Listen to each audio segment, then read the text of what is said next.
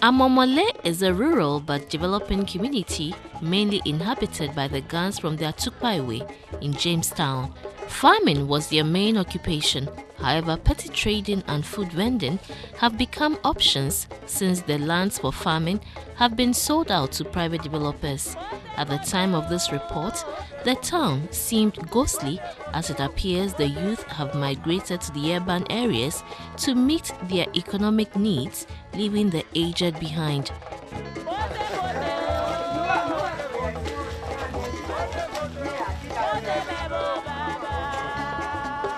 "89-year-old Mary Moli Latte, a widow, has lived more than half her life at Amamorley.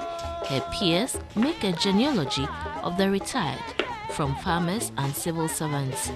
Back in the day, she used to be engaged in farming, cultivating pepper. It was her source of livelihood as well as the family's.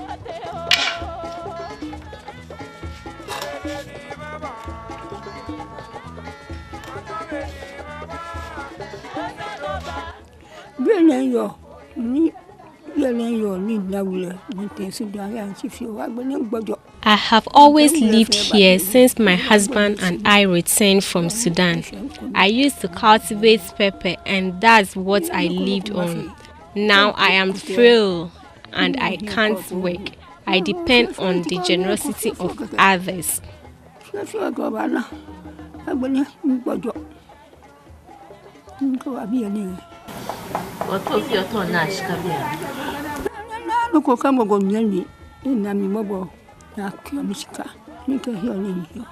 Out of 10 children born to Madam Mary, 3 are deceased and 6 have migrated.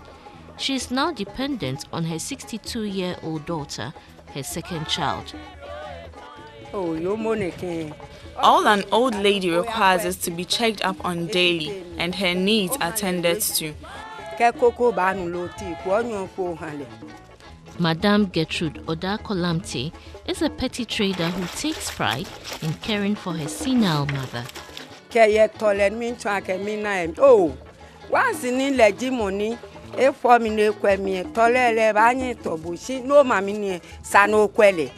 Occasionally, Madame Mary receives support from her children, while others also send her remittances.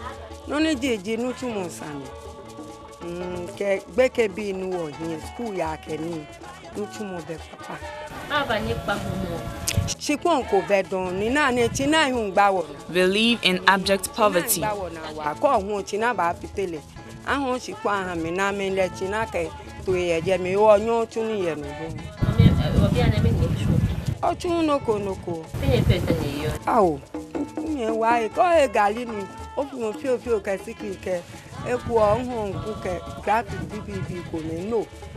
Her grandchildren would visit every now and then, although she could do with some companion.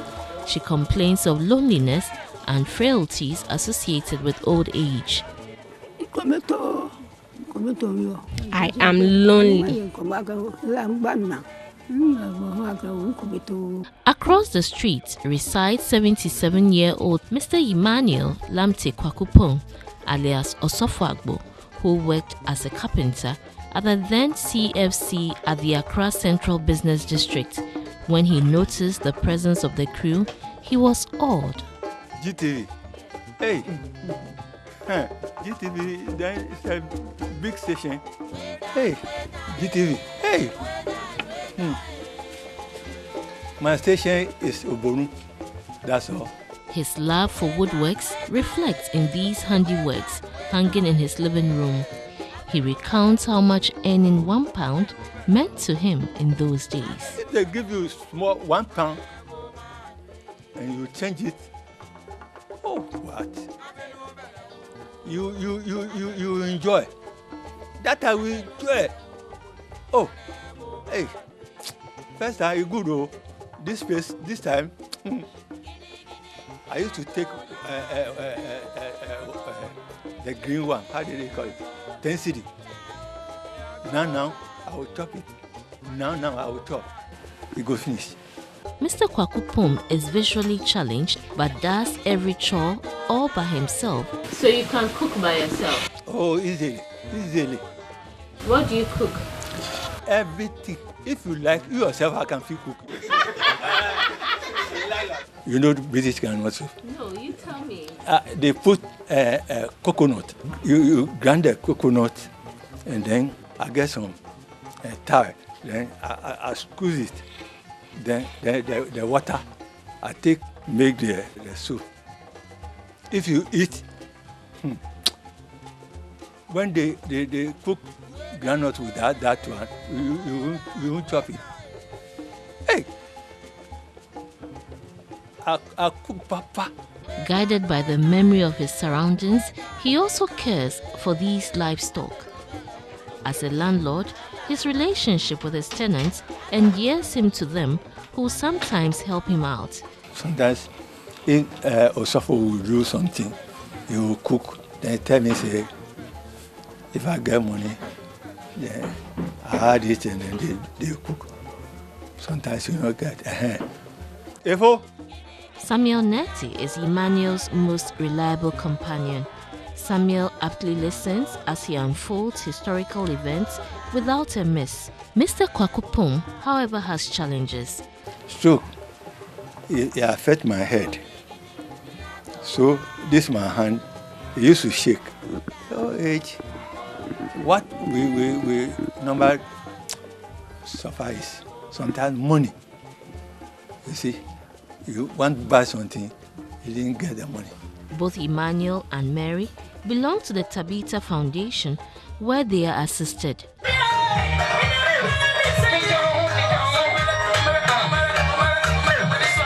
The elderly in the community actually don't have any meaningful occupation, and normally they are beyond 60, so you expect them not to work. But because of their economic conditions, some are compelled to work. And what my interaction with them has revealed is that almost about 95% of them were farmers. But these days they have sold all the lands, and so there's no space for them to continue farming, so they are almost redundant. A few ones who are a bit stronger, they go to do concrete work if anybody is building. And you can imagine somebody above 60 working in concrete work or carrying mortar and those things. The women among them, they are also about in the same condition, and most of them told me they cook and they sell kenke. But because of their age, doctors have advised them that they should not go closer to fire. Tabitha Foundation occasionally mobilizes the aged from Amamorley and surrounding areas, feeds them, and among other things, give them a sense of worth. We cook at what we call Tabitha Center, at our center.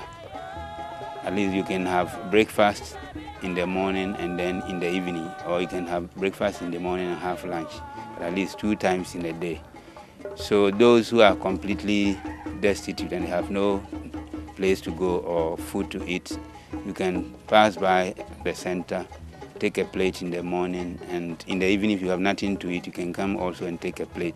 Those who are completely destitute, once in a while, we're giving them some money to live on. Those who claim they can still work, we have registered them and we want to investigate into what exactly they can put that money to, so that they can earn little income on their own. The government has LEAP, so I went to discuss that with the social welfare to see if there's a possibility of putting some of them on the LEAP program, so that occasionally they can be given some remittances from the LEAP project. Although the aged is generally projected as senile and doddery, history cannot be told accurately without the aged.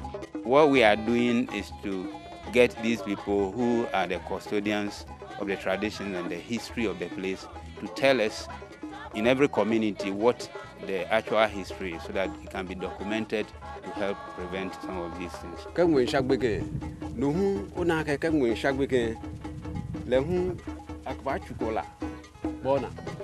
They are a repository of knowledge on anything ever imagined. These are people who have knowledge of traditional medicine.